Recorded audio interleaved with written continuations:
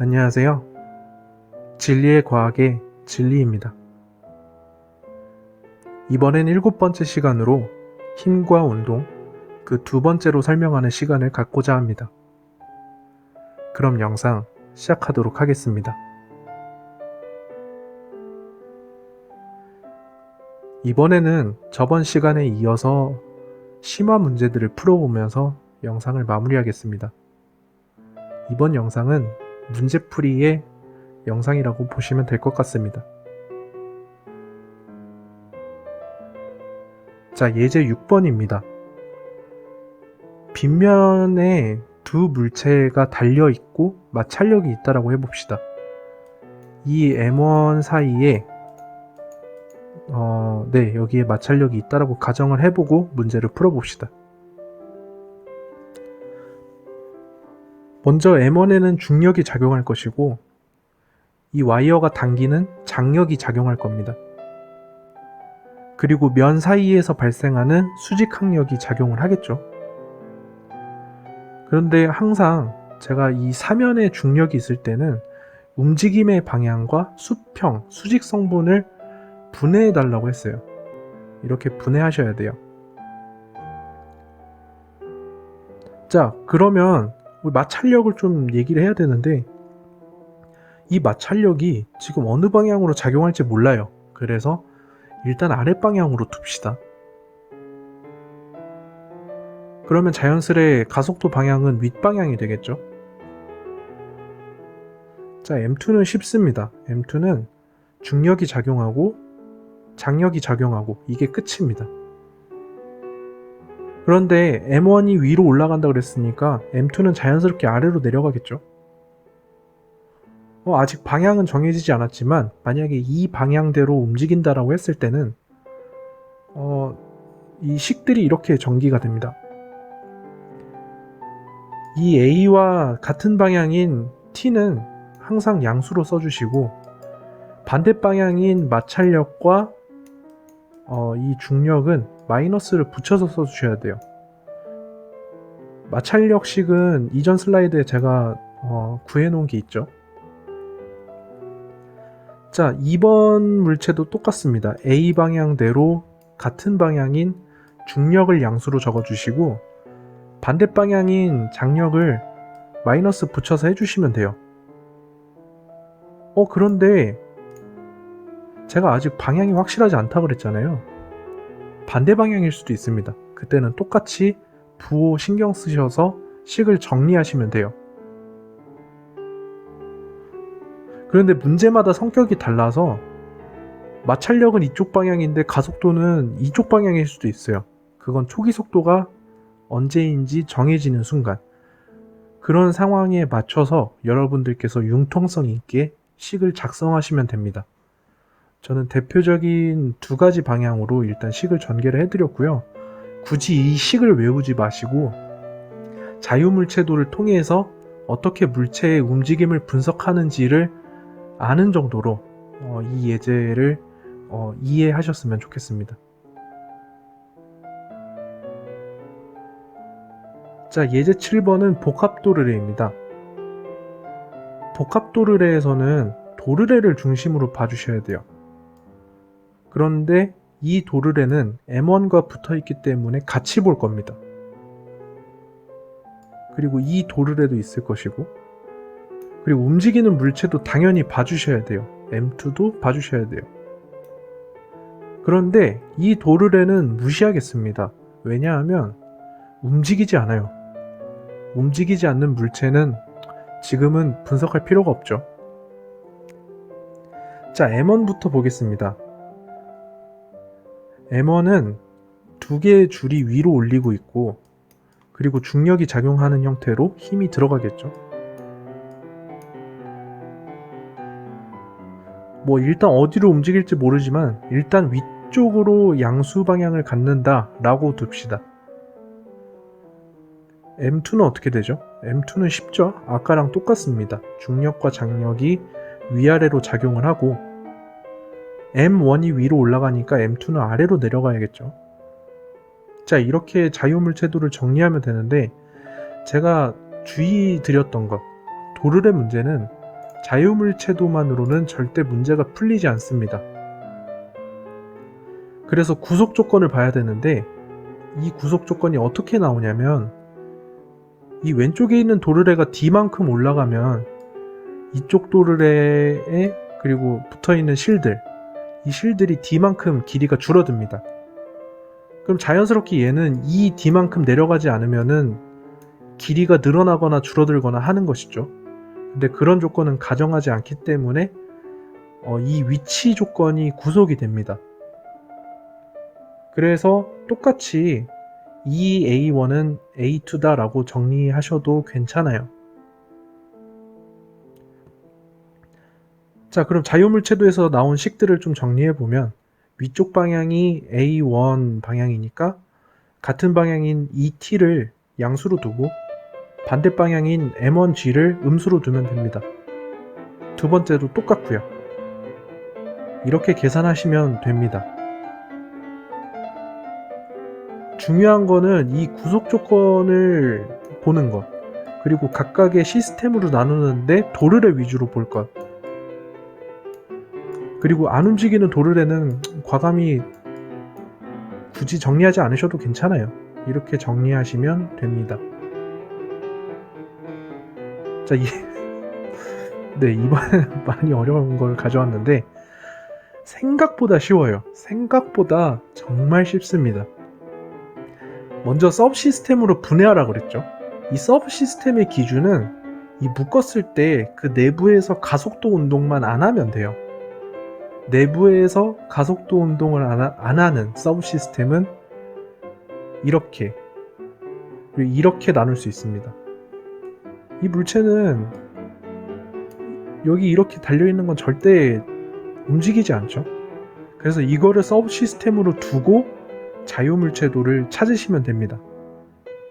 이번에 구속 조건을 찾아야죠. 만약에 2번 질량이 D2만큼 내려가게 되면 그의 영향을 받는 와이어들은 다 D2만큼, 이거 증가죠. 증가하게 되어 있습니다. 여기 길이도 D2만큼 증가하고 여기도 D2만큼 증가하게 되어 있습니다. D2가 아래로 내려가는 방향이 양수로 정해진 거면 D1은 위로 올라가는 방향이 양수로 정해지는 게 좋죠. 그랬을 때 이 두 개의 와이어는 D1만큼 감소하겠죠, 길이가. 그러면 이것과 이것들을 통해서 구속 조건을 정리할 수 있습니다. 어떻게 정리하죠? 두 개의 D1과 5개의 D2가 같다. 이렇게 놓으시면 됩니다. 기억하셔야 될 건 양수로 정해진 방향이에요. 이 양수로 정해진 방향은 자유물체도 그릴 때도 계속 따라와야 됩니다.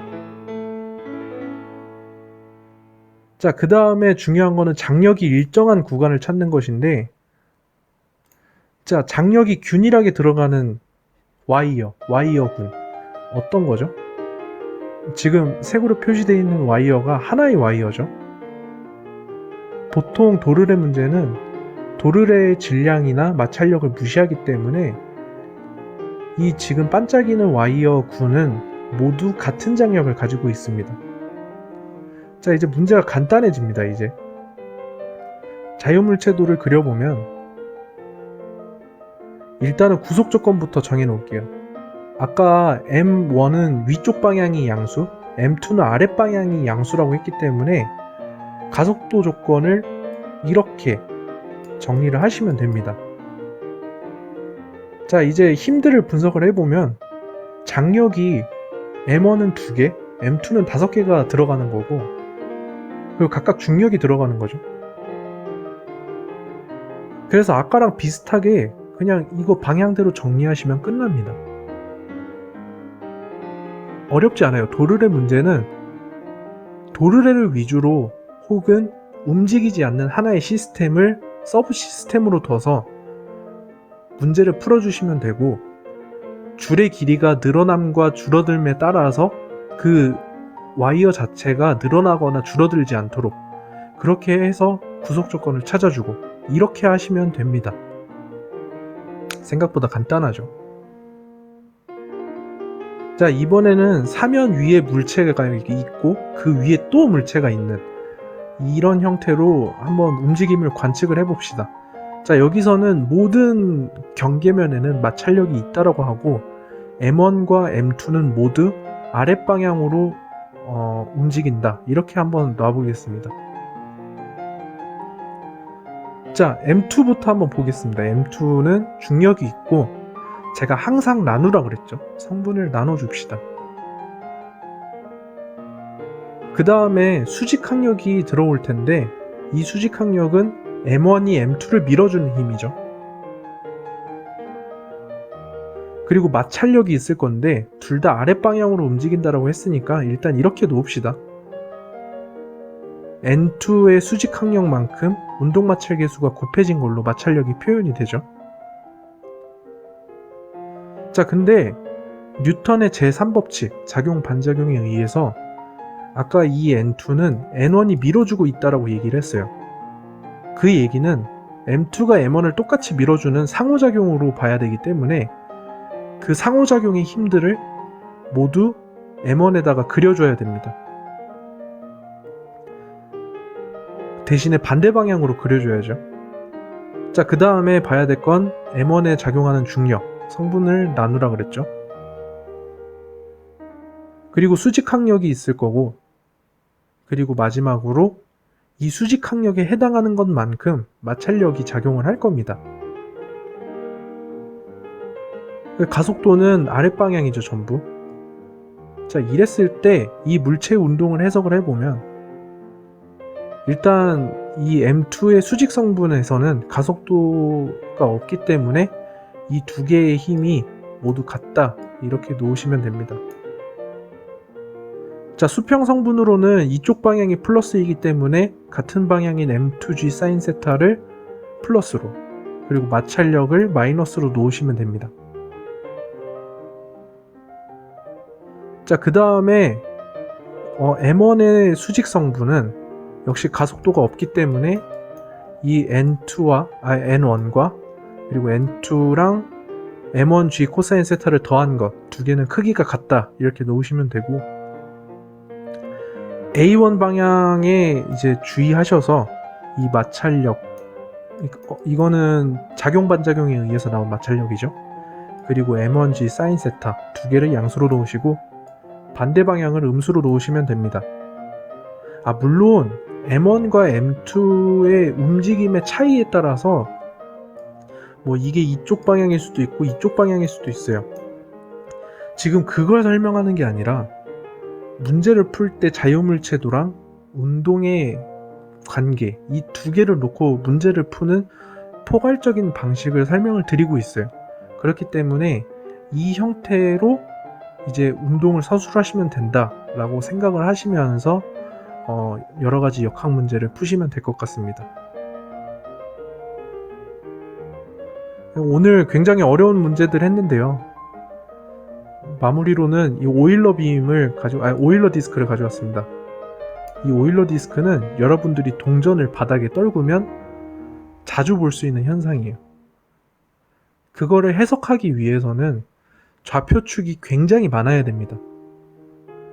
이 디스크와 수직 수평 성분을 가지는 좌표계, 그리고 이 맞닿아 있는 면으로부터의 수직 수평 좌표계, 이렇게 두 개를 갖다 놓고 회전들을 봐야 되는데 아까 하셨던 자유물체도 그리는 거랑 똑같이 하는 거예요. 대신 회전이 좀 들어가서 복잡해 보일 뿐이지 여러분들 이거 하실 때 절대 어렵지 않을 겁니다. 그래서 그 방법을 명확히 익히셨으면 좋겠고요. 어려운 문제 같이 푸느라 고생 많으셨고 영상 시청해 주셔서 감사합니다. 저는 진리의 과학의 진리였고요. 다음에는 좀 더 유익한 영상으로 여러분들을 찾아뵙겠습니다. 감사합니다.